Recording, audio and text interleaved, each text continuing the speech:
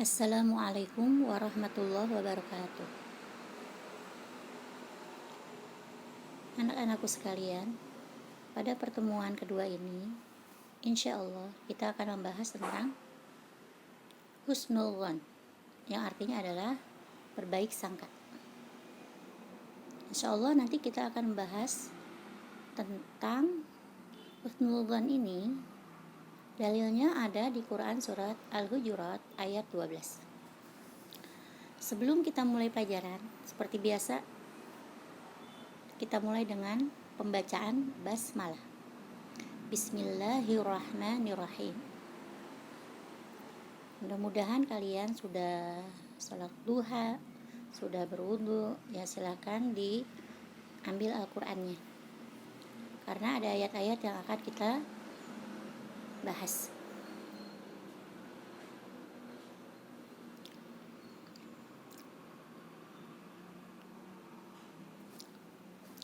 Ya, bahwa kita sebagai umat Islam dalam segala langkah, ya,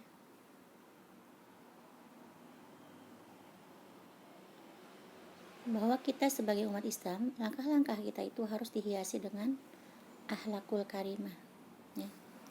Di antara akhlakul karimah adalah husnul dzan, berbaik sangka. Dari bahasa Arab, husnu baik, Allah sangka. Sedangkan lawannya adalah su'udzan, su buruk, dzan sangka atau berpikir positif. Husnudzan berpikir negatif, su'udzan. Nah, yang kita akan bahas ini adalah husnudzan. Baiklah, kita baca dulu ayatnya. Quran surat Al-Hujurat ayat 12. A'udzu billahi minasyaitonir rajim. Bismillahirrahmanirrahim. Ya ayyuhalladzina amanu ijtanibu katsiran minadh-dhann inna ba'dadh-dhanni itsmun wa la tajassasu wa la yaghtab ba'dukum ba'dha ayuhibbu ahadukum ay ya'kula lahma akhihi maytan fakarihtumuh wattaqullaha innallaha tawwabur rahim. Artinya, hai orang-orang yang beriman, jauhilah kebanyakan buruk sangka atau kecurigaan, karena sebagian dari buruk sangka itu dosa. Dan janganlah mencari-cari keburukan orang, dan janganlah menggunjing satu sama lain. Adakah seorang di antara kamu yang suka makan daging saudaranya yang sudah mati? Maka tentulah kamu merasa jijik, dan bertakwalah kepada Allah. Sungguhnya Allah Maha penerima taubat. Nah, ini ada asbabun nuzulnya. Adapun asbabun nuzulnya adalah dari Ibnu Munzir dan Ibu Juraij. Ayat ini turun berkaitan dengan kebiasaan sahabah, ya, seorang sahabah namanya Salman Al-Farisi, dari Faris. Salman Al-Farisi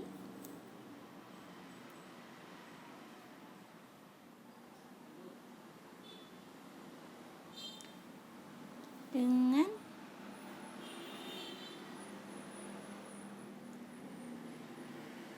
dari versi yang makan lalu tidur dengan mendengkur.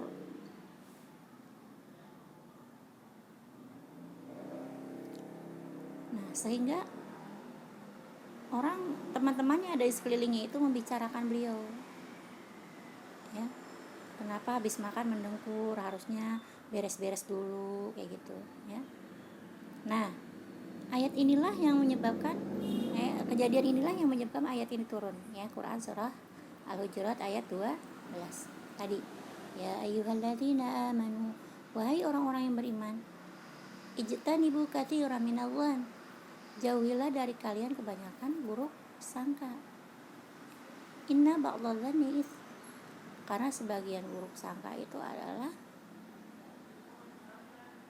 dosa.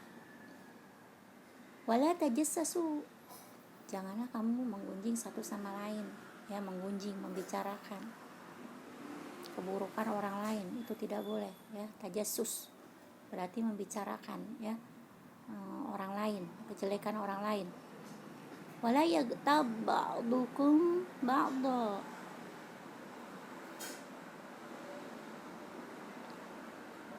janganlah menggunjing satu sama lain.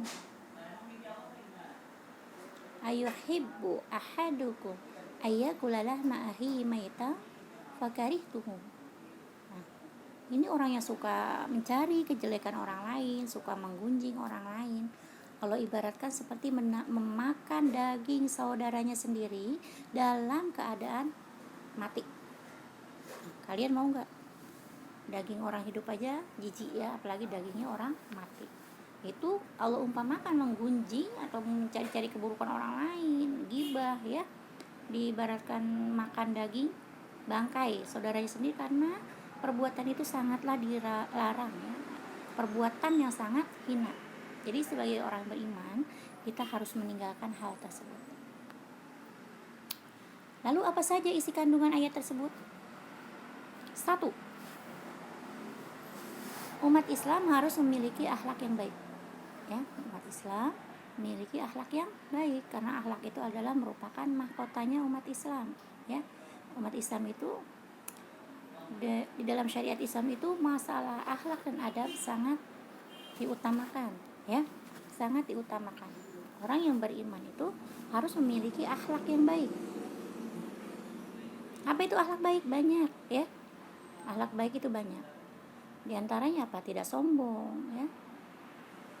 Tidak buruk sangka atau berbaik sangka, ya. Tidak bergibah, berlapang dada, pemaaf, ya, lemah lembut kalau bicara, dan lain sebagainya. Itu termasuk akhlak baik. Yang kedua, akhlak merupakan pondasi umat Islam. Nah, itu, ya. Umat Islam itu pondasinya akidah, akhlak. Akidahnya baik, akhlaknya pun harus baik. Nah, gitu. Jadi kalau misalnya akhlaknya baik, insya Allah semua perbuatan yang lain itu juga baik, seperti itu, ya. Yang ketiga, menghindari akhlak tercela atau buruk. Nah, hindarilah akhlak yang tercela atau buruk.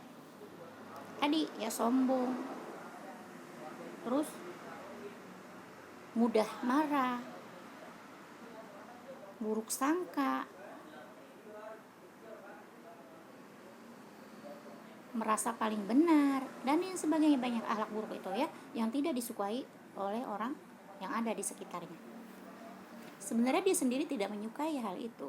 Itu karena apa? Didasari oleh hawa nafsunya, ya, didasari oleh hawa nafsu. Yang keempat, umat Islam memiliki norma kemasyarakatan yang damai, ya. Jadi Islam itu mengajarkan kita itu saling berdamai, saling bersama, ya, bekerja bersama, ya, usaha bersama, ya. Nah, contohnya kayak sholat berjamaah, kayak gitu, ya. Kenapa harus berjamaah? Karena apa? Umat Islam itu memiliki norma kemasyarakatan yang damai, selalu bersama-sama, ibaratnya satu tubuh, ya. Kalau umat Islam itu dengan yang lainnya, satu dengan yang itu seperti tubuh. Coba kita bayangkan tubuh kita, misalnya kaki kita sakit, pasti air mata kita juga netes, ya. Terus kepala kita pusing. Nah, itu umat Islam itu harus berdamai seperti itu, ya. Jadi satu kesatuan yang tidak bisa dipisah-pisahkan. Yang kelima, hindari ghibah dan tajassus. Ghibah dan tajassus. Apa itu ghibah? Membicarakan orang lain. Tajassus, menjelek-jelekan orang lain, mencari-cari kejelekan orang lain.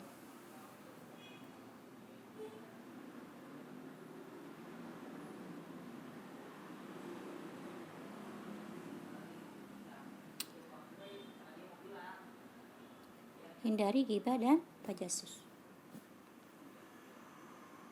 Nah, ini ada hadisnya, ya, hadis tentang husnuzon. Kita baca, ya. An Abi Hurairah an Rasulillah sallallahu alaihi wasallam annahu qala Allahu azza wa jalla. Ini berarti hadis qudsi, ya. Hadis qudsi adalah redaksinya dari Rasulullah, maknanya dari Allah. Ana inda dhanni 'abdi bi wa ana ma'ahu haitsu yadhkuruni. Wallahu afrahu bi taubati 'abdihi min ahadikum yajidu dhalatahu bil falati wa man taqarraba ilayya shibran taqarrabtu ilaihi zira'an wa man taqarraba ilayya zira'an taqarrabtu ilaihi ba'an wa idza aqbala minni yamshi aqbaltu ilaihi uharbil. Rawahu Ahmad. Artinya, dari Abu Hurairah, Rasulullah bersabda, Allah yang maha mulia, maha agung berfirman. Nah, ini namanya hadis qudsi ya. Jadi redaksinya ya dari Rasulullah, tapi maknanya dari Allah. Apa isinya? Sungguh Allah lebih bergembira atas tobat hambanya dibandingkan kegembiraan salah seorang dari kalian yang menemukan barang yang hilang. Nah itu, saya kita kehilangan HP, barang kita hilang, tiba-tiba ketemu, itu senangnya luar biasa. Tapi Allah itu lebih senang dengan melihat hambanya bertaubat. Jika dia mendekat kepadaku sejauh sejengkal, maka aku akan mendekat kepadanya sejauh sehasta. Ya, nah, kita sejengkal, Allah sehasta. Jika dia mendekat kepadaku sejauh sehasta, maka aku mendekatinya sejauh sedepak. Gitu. Jika dia datang kepadaku sambil berjalan kaki, maka aku akan mendatanginya sambil berjalan cepat. Seperti itu ya. Jadi seberapa kita dekat kepada Allah, ya, Allah lebih dekat lagi kepada kita. Intinya seperti itu, ya. Makna dari kandungan hadis ini antara lain selalu berpikir positif, ya. Kita harus berhusnuzon saat menghadapi segala rintangan dan problem yang datang, ya. Karena apa? Dalam kehidupan di dunia ini pasti kita mempunyai banyak masalah, persoalan dan lain sebagainya, ya. Kita jangan pernah bersumpah serapah yang menyesali dan lain sebagainya. Apalagi bisa kita berburuk sangka sama Allah, jangan sampai ya. Karena Allah itu apa? Allah itu sebenarnya menguji kita, ya. Itu tujuannya adalah supaya kita lebih baik lagi, ya, lebih meningkat lagi. Sama dengan sekolah. Sekolah itu diuji, naik kelas sama. Kalau Allah menguji berarti Allah sedang mau menaikkan kita derajatnya. Jadi kita harus berhusnudzon. Mungkin Allah tidak membolehkan ini, tapi Allah memberikan yang lain. Kita meminta ini tidak dapat, tapi Allah memberikan yang lain. Karena menurut Allah itu lebih baik buat kita, kayak gitu ya. Nah, yang kedua, pertolongan Allah itu hanya diberikan kepada siapa saja yang menjadikan Allah sebagai sandaran hidup dan tempat menggantungkan cita dan harapan. Selalu mengingat zikirnya dulu, selalu mengingat atau zikir ini dan selamanya, baik di saat suka, duka, sedih, gembira, kaya dan miskin, kayak gitu ya. Jadi Allah itu pertolongannya kepada hambanya yang selalu bersandar kepada Allah. Kenapa? Kita ini manusia mempunyai batasan-batasan kemampuan. Allah yang maha mampu, maha mengetahui, maha kuasa. Jadi Allah lah yang mampu untuk melindungi kita, gitu. Kalau kita misalnya dikasih ujian, masalah, ya udah kita berlindung kepada Allah. Ya Allah, Engkau memberikan ujian ini karena Engkau pasti sudah memberikan keputusan bahwa hambamu ini kuat untuk menerimanya. Ya Allah, kayak gitu ya. Tolong berikan jalan keluar yang terbaik, berikan hikmahnya setelah ini, kayak gitu. Kita jalankan saja dengan penuh kesabaran sama mencari jalan keluar, ya, minta pertolongan dari Allah. Insya Allah kita akan keluar dari masalah apapun, ya. Nah, misalnya kita sekolah, ya aku mau nggak akan bisa sekolah karena aku nggak punya uang. Jadi kita jangan melihat dari kacamata kita, tapi lihatlah dari kacamata Allah. Allah itu maha segala sesuatu, ala kulli syai'in qadir, bisa segala sesuatu. Makanya kalian berjalan aja, ya, belajar dengan baik, dekat kepada Allah, sholat, ya, terus ya, selalu ingat kepada Allah. Yang perempuan menutup aurat, hilangkan perbuatan-perbuatan yang buruk, insya Allah apa? Kita akan terus dijalankan oleh Allah kemanapun kita pergi. Selalu dibimbing oleh Allah untuk menuju ke tujuan kita yang terbaik. Seperti itu. Terus selanjutnya nomor 3, Allah subhanahu wa ta'ala memberi harapan dan kabar gembira kepada siapa saja yang berkubang. Itu maksudnya selalu berada di dalam kemaksiatan dan dosa agar bertobat dan jangan berputus asa, kayak gitu ya. Nah biasanya tuh kalau orang yang suka bermaksiat itu, makanya kita nauzubillah juga, jangan sampai kita merasa masih muda, ini udah nggak apa-apa nanti aja tobatnya kalau tua. Nggak bisa begitu juga ya. Kenapa? Karena Allah memanggil hambanya itu nggak ada hitung-hitungan, dia masih muda, dia udah tua, dia sakit, dia sehat. Ajal manusia itu ditentukan, Allah yang menentukan, kita nggak tahu. Allah memerintahkan, meminta kepada kita siap saja ya, mempersiapkan kematian. Jadi nggak ada istilah sudahlah ini kita masih muda nanti aja taubatnya udah tua, nggak bisa begitu ya. Banyak yang masih muda juga udah dipanggil sama Allah, ada yang udah tua tapi tidak juga meninggal. Tapi ada juga orang yang melakukan kemaksiatan itu masih saja dipanjangkan umur. Kenapa? Karena Allah berharap dia bertaubat, kayak gitu ya. Ditunggu taubatnya oleh Allah Subhanahu wa taala. Nah, itulah ya. Jadi Allah itu Maha Pengampun, Maha Pengasih, Maha Penyayang kepada hambanya. Nah, hikmah dan manfaat husnuzon ya. Hidup selalu diliputi oleh ketenangan, kedamaian, ketentraman, jauh dari perasaan gelisah, was-was, khawatir, serta sakit hati. Jadi enak ya. Kalau kita tidak ada husnuzon itu lapang dada aja, kita berjalan ya enak aja. Orang kita nggak merasa apa-apa kok ya, biasa aja gitu. Jadi selalu berbaik sangka sama orang. Kalau misalnya ada orang yang seperti itu, ya mungkin dia lagi ada masalah di rumahnya, bukan benci sama kita kayak gitu. Jadi husnuzon ya. Terus yang kedua, terhindar dari malapetaka duniawi dan kufur kepada Allah. Jadi kita kalau misalnya husnuzon itu, insya Allah dari musibah-musibah itu akan terhindar, dihindari, dilindungi oleh Allah. Karena kita selalu berbaik sangka, maka Allah memberikan yang baik-baik. Tadi kan udah ada hadisnya, Allah itu sesuai dengan prasangka hambanya. Kalau misalnya buruk yang disangkakan, dapatlah dia yang buruk. Kalau baik yang disangkakan, maka dapatlah dia yang baik. Yang ketiga, jauh dari dosa dan disenangi banyak teman. Nah, kalau orang berhusnuzon itu karena orang nyaman berteman dengan dia, jadi temannya banyak, kayak gitu ya. Orang itu pada senang sama dia, senang berteman, senang curhat ya, dan lain sebagainya, sehingga temannya banyak karena dia baik, nggak pernah husnuzon terhadap orang lain. Nah, sekarang apa perbedaan husnuzon, ghibah, buhtan, dan fitnah? Nah, kalau husnuzon ya, terkait dengan husnuzon ini ghibah, buhtan, dan fitnah semuanya mempunyai makna yang tepat ya, yang ada ya, punya istilah dan istilah-istilah ini ada artinya sendiri-sendiri. Pertama, ghibah. Ghibah membicarakan orang lain di belakang orang yang bersangkutan ya. Benar sih yang dibicarakan itu orang itu melakukan gitu, tapi kalau dia mendengar dia nggak suka, itu namanya ghibah. Nah, membicarakannya di belakangnya gitu, di belakang orang itu, misalnya dia seperti ini tuh, dia seperti itu. Nah, kalau dia mendengar dia marah, tapi benar seperti itu. Nah, itu namanya ghibah. Buhtan, kalau buhtan itu membicarakan orang lain tapi yang dibicarakan itu tidak benar, tidak dilakukan oleh orang tersebut, itu buhtan ya.